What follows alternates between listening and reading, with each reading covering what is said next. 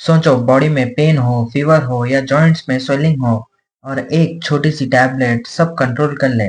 कभी सोचा है आइबुप्रोफेन एक्चुअली काम कैसे करता है बॉडी के अंदर? चलो सिंपल और इजी तरीके से समझते हैं। आइबुप्रोफेन एक कॉमनली यूज्ड पेन किलर है जो पेन, फीवर और इन्फ्लेमेशन तीनों को रिड्यूस करता है। आइबुप्रोफेन एनएसएआईडी कैटेगरी की ड्रग है। एनएसएआईडी का फुल फॉर्म होता है non steroidal anti inflammatory drug.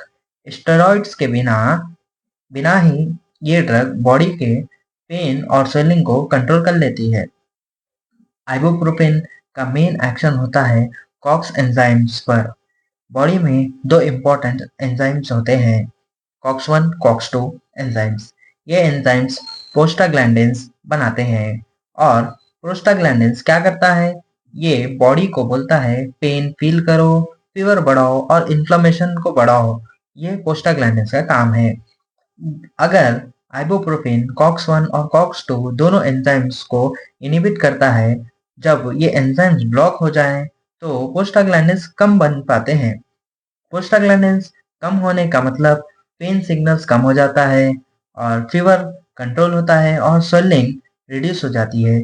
इसी वजह से आइबुप्रोफेन स्ट्रॉन्ग एनाल्जेसिक है पेन रिलीफ के लिए।